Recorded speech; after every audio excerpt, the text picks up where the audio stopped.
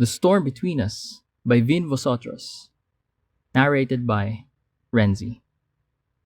Chapter 8. Charm. Prof is on fire today, Kat grumbled as we came out from our room. We just had a graded recitation in our class about taxation. Imagine, she almost called everyone in class. Good thing I was spared. And good thing that you know the answer, because if not, you'd be dead. I pushed a smile. It's my fault anyway. I wasn't listening. All morning, my mind drifted, and our professor caught me staring out the window. You're still thinking about Michael, aren't you? Kat asked. I sighed. I don't know if there'll be the best time to talk to him. The more that it gets delayed, the more awkward it gets. I agree, she nodded. And the Christmas break is fast approaching. I just saw the announcement about the selling of the tickets for the university concert. Then, as we continued walking along the hallway, a tall guy blocked our path.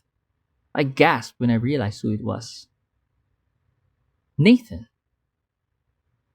He was already back from Singapore. Charm, right? Can I talk to you in private? He asked. Um, what is it about? I said, throwing a glance at Kat. About Michael, he replied. Nathan brought me to a nearby high end restaurant. I refused at first, but he insisted. When we arrived at the place, instead of occupying a table inside, we took a spot in the open area. Good thing that the weather was good. It was cloudy, so it wasn't hot. Nathan pulled a chair for me, and we took our seats. A waiter approached us and took our orders. I guess this will be our first time to talk properly, Nathan smiled. And it was true. Since he and Michael were not on good terms, I steered away from him. I didn't want to give Michael any reason to be mad at me. So, what is it that you want to talk about, Michael? I asked. Getting straight to the point? He said, leaning on the table. Well, that's nice, but please allow me to guess why you broke up with my brother. I squinted at him. All right, he smirked. I think you broke up with Michael because you want him to be serious in life. You think that if you dumped him, he would come to realize that he needed to work harder on his studies. Am I right? Yeah, that's the reason, I replied. But why do you have to reiterate that to me? He crossed his arms. It's because I want to show you that your intentions were not that hard to read. If Michael thought about it, he should have realized it by now. So, what are you trying to say? Talking to him will not change anything. His expression turned serious. He should have changed by now, even if you don't tell him. But guess what? He's still the same.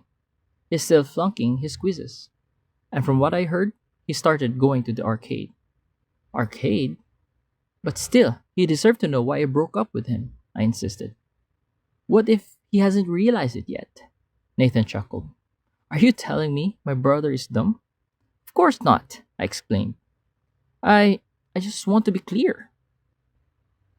That's a fair point, he said, leaning back on his chair. But what if I propose to you something that I think will be more effective? What do you mean? Be my girlfriend. What? I exclaimed. At first I thought I misheard what he said. But when he repeated it, it sounded much stranger. Are you out of your mind? Why would I agree to that? Come on, hear me out, he said. If Michael sees that you chose me over him, what do you think will happen? He will get mad, right? And if he gets mad, he will think of ways to get back at me. And that's the time I will taunt him to do his best in his studies. I just need an impetus, and that's where you will come in. It sounded bizarre, but it was kind of logical at the same time. However, Nathan forgot one detail. But he has already moved on from me, I muttered. Just saying it was already too heavy in my chest. Do you actually believe that? He asked. He said that himself. How could I refute that? I don't buy that though, he said, shaking his head. I know my brother. He loves you very much, and getting over something is not his strongest card. Are you really doing this to help Michael, or do you just want to hurt him? I asked because I knew how much they hated each other. Nathan leaned again on the table. Do you really think I'm that bad? He asked. But since you've brought it up, I'll be honest with you. I do want to help Michael, but not for the same reason as yours. And what is that? I tried to pry further. Let's just say that I don't want him to make things harder for me. I squinted at him. Nathan smiled. I don't know if Michael told you about this, but my dad's brothers have been picking on our family since who knows when. Long story short, they were against our parents' marriage, so whenever an opportunity came up, they would single us out. I nodded as I listened because I remembered that Michael had once mentioned this to me. That's why I'm studying very hard, Nathan continued. And it would have been better if Michael were also excelling in his academics. He could have lifted together the reputation of our family. But no. And worse, he even flunked his subjects. Until now, I am doing all the heavy lifting, and all I could ask for is for Michael not to cause any more trouble. So do you understand now where I'm coming from? I fell silent for a while. Now I knew that Nathan had his own plight. But still, I don't think it's right we pretend that we're together, I muttered. There might be unexpected consequences which might affect Michael, and I cannot risk that.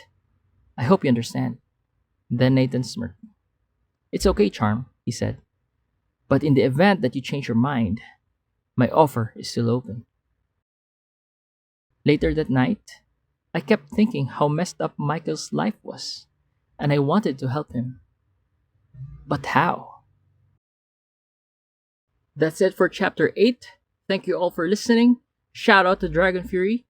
Comments, like, and subscribe to get more videos like this, and see you again on our next video.